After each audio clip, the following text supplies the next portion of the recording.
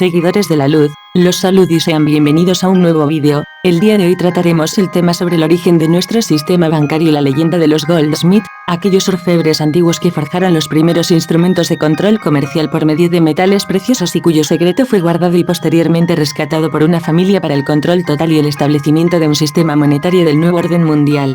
Comencemos.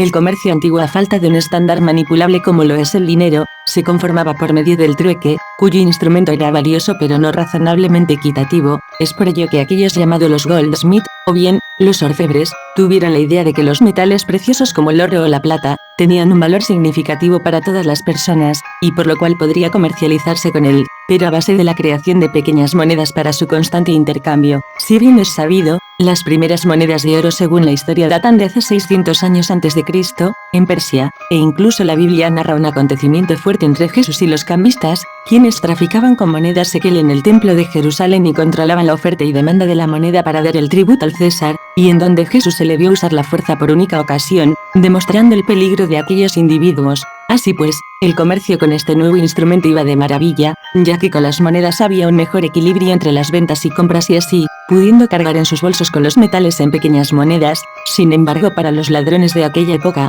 era una manera fácil de adquirir oro, por lo que temiendo por robos y asaltos posiblemente a los Goldsmith se les ocurren los primeros indicios de la banca, la creación de un espacio para resguardo de las monedas del pueblo.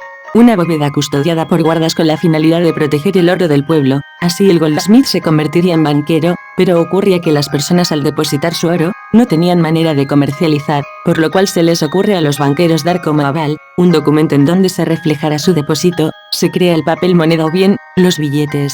Con la expansión del papel moneda era mucho más sencillo el trato comercial ya que todos se guiaban por el oro expresado en el billete.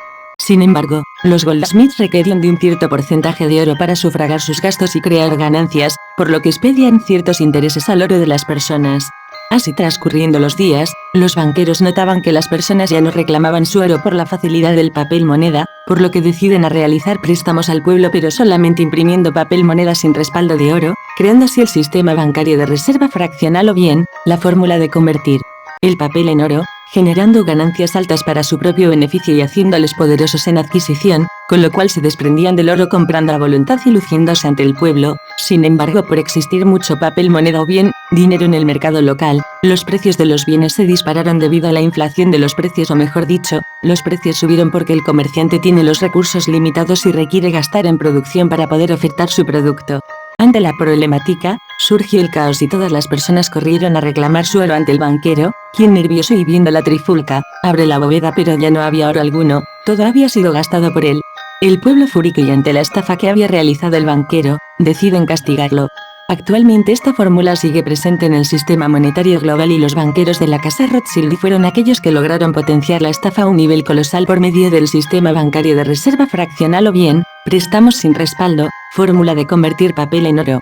Sin embargo, los Rothschild no fueron torpes como el banquero Goldsmith, sino que por medio de su red política con las monarquías presidieron el préstamo a gobiernos en donde el pueblo a base de impuestos o bien, tributos logre pagar los intereses y así estar ellos doblemente protegidos sin temor a ser castigado nuevamente. Esta fue la historia de los Goldsmith. Cuéntame qué te pareció. ¿Te suena familiar el modelo de los Goldsmith al modelo actual? Déjamelo saber en la caja de comentarios. Te saludo deseándote buen día, sigue buscando la luz.